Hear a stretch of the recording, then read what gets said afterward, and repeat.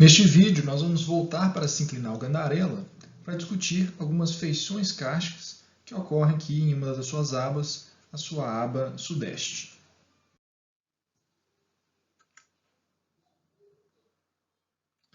Partindo então do nosso último ponto, no sopé da Serra do Caraça, onde discutimos lá uma série de depósitos, associados a um paleocurso do rio Piracicaba, nos direcionamos novamente para a sinclinal Gandarella para tratar uma unidade de cristas com diversas feições kársticas. Nesse ponto 9, uma das principais dessas feições kársticas, uma depressão preenchida também por água, chamada Lagoa dos Coutos.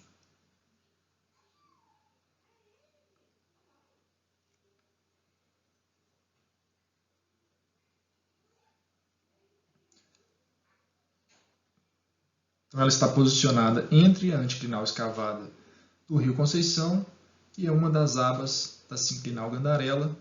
Então, está também do outro lado, definida aqui pelo rio Barão de Cocais. Nesse trajeto, saímos então de uma altitude de cerca de 700 metros, próximo ao Morro da Água Quente, até uma altitude de quase 1.100 metros, nessa porção da sinclinal Gandarella. Nesta área, voltam a ser dominantes as litologias do supergrupo Minas, principalmente as associadas ao grupo Itabira e também as formações de Canga. Traçando um perfil, então, mais ou menos entre o rio Barão de Cocais e o rio Conceição, fica bastante nítida a elevação da aba da sinclinal, relacionada a rochas mais resistentes que afloram aqui, e no alto, dessa unidade de cristas, uma depressão bem marcada. Então, as informações geológicas nos mostram que a crista da sinclinal está sustentada principalmente por itabiritos, cangas e dolomitos da formação Gandarella, quartzitos do grupo Caraça, enquanto nos vales adjacentes predominam litologias mais frágeis, no caso do rio Conceição, metapelitos, metarenitos, no caso do rio Barão de Cocais, xistos e filitos. Uma perspectiva em 3D, fica mais claro então que o topo da serra está associado aos dolomitos e aos itabiritos, ambos da formação do grupo Itabira, formação Gandarella e Cauê respectivamente, e também boa parte associada às coberturas de Canga.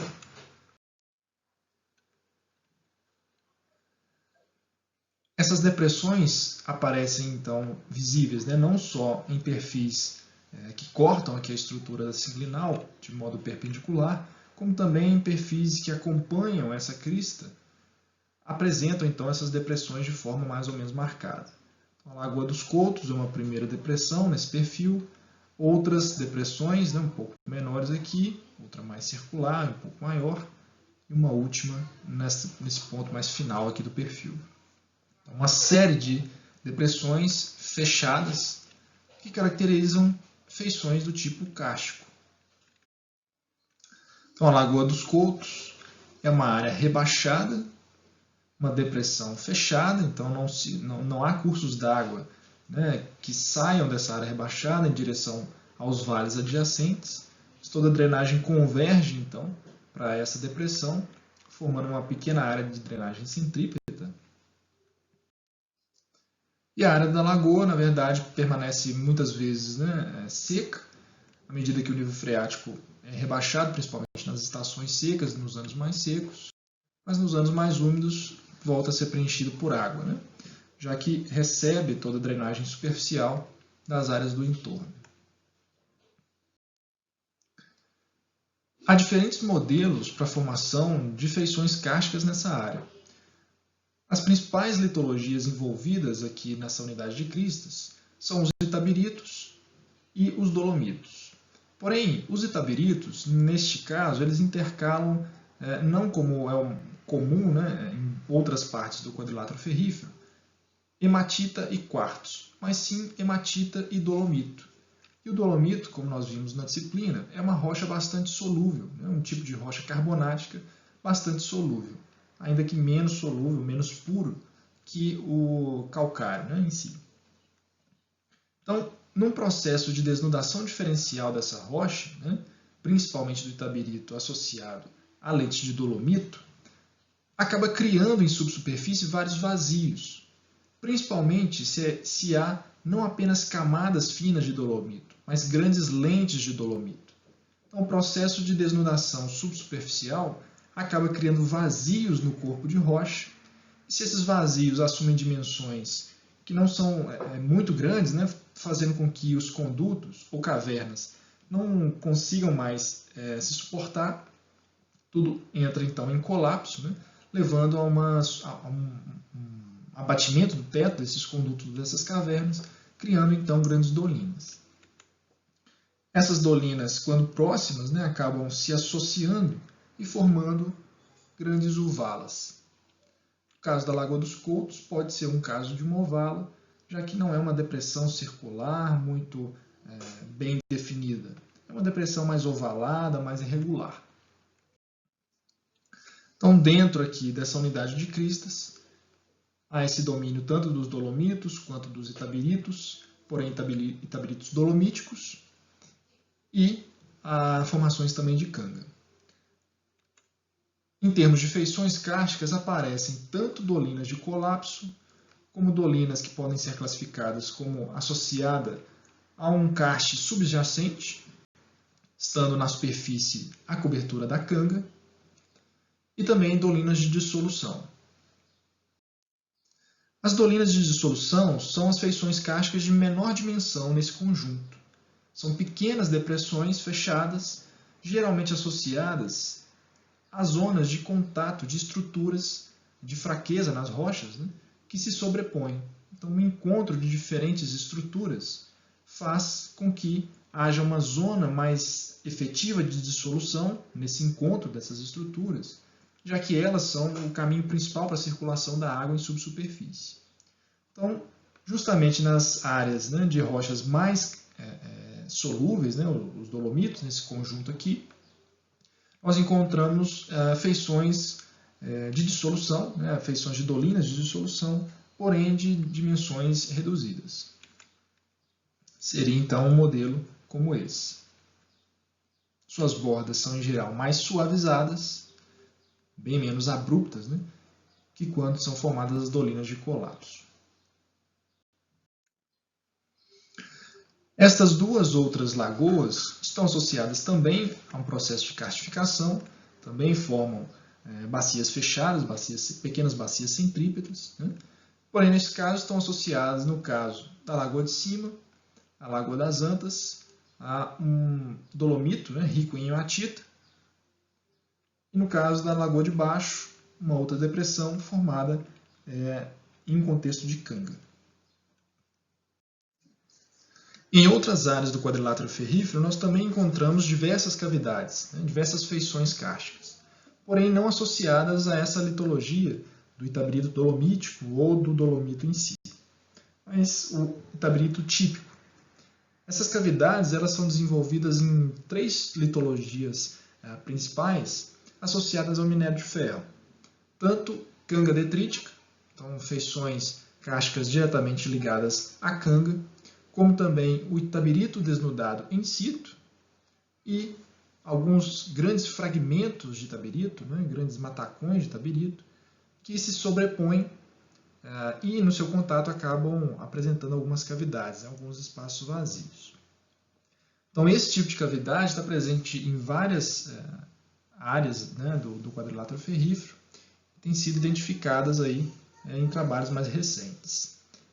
Nessa imagem é um exemplo, né, de uma dessas cavidades, a Gruta da Piedade, localizada na Serra da Piedade, próximo ao município de Caeté. É justamente uma cavidade que apresenta essas 3 litologias, esses 3 tipos associados, e nesse caso se destaca por ter uma projeção horizontal relativamente grande. Então aqui um outro exemplo de feição kárstica, gerada nesse contexto de rochas ricas em ferro. nesse caso a chamada Caverna da Placa Azul, na Serra da Piedade, localizada em uma ruptura de declive de uma capa de canga detrítica. Então, nesse caso, a feição ela se forma num processo semelhante ao que nós discutimos em alguns vídeos atrás, né? No nosso terceiro ponto. Ela se desenvolve no contato entre a canga e um saprólito, né? Um material mais enfraquecido aqui em subsuperfície.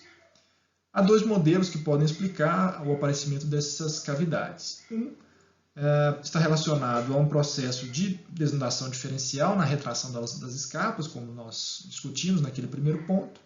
Então, como a canga, né, forma um platô bastante resistente à desnudação, né, ao rebaixamento vertical, porém, como na sua base há um material menos resistente, o processo de recuo lateral acaba então descalçando, né, esse platô de canga, essa cobertura de canga, criando pequenas cavidades, pequenas aberturas.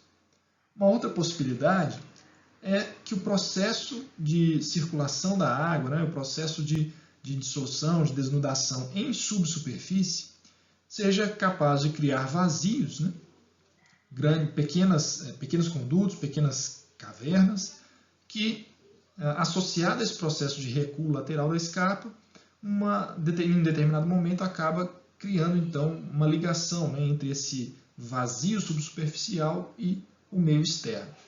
Então seria primeiro gerado, né, um vazio subsuperficial, um conduto, uma caverna. Em um segundo momento, o processo de retração lateral da escarpa acabaria levando a conexão, né, desse meio subsuperficial com o meio externo. Aqui alguns outros exemplos de feições kársticas associadas, então, principalmente a essas formações ferríferas mais pobres em materiais e minerais solúveis, né? Nesse canto superior aqui, né, uma gruta formada por matacões de itabirito, então, grandes blocos de itabirito que estão aqui justapostos, né, mas que entre eles acabam aparecendo alguns vazios. Nesta outra imagem, é uma gruta onde é possível constatar a orientação, né, de alguns blocos de itabirito, cimentados com outros detritos de granulometria menor. Nessa imagem C, uma gruta em canga detrítica na granulometria de seixos, então, um material tipicamente de canga, né, formado por fragmentos um pouco menores. E nessa última imagem, um contato entre a canga detrítica e o itabirito da formação Cauê. O levantamento dessas feições kársticas associadas ao minério de ferro cresceu significativamente nos últimos anos, tanto por mudanças na legislação, né, como por um aumento na demanda, né, por minério de ferro, que acaba levando à necessidade de processo de licenciamento ambiental, né. Os órgãos ambientais também têm amadurecido, têm demandado, né, análises cada vez de maior qualidade, que acaba fomentando então esse tipo de levantamento, esse tipo de prospecção das feições kársticas associadas a litologias não carbonáticas, nesse caso aqui ao minério de ferro.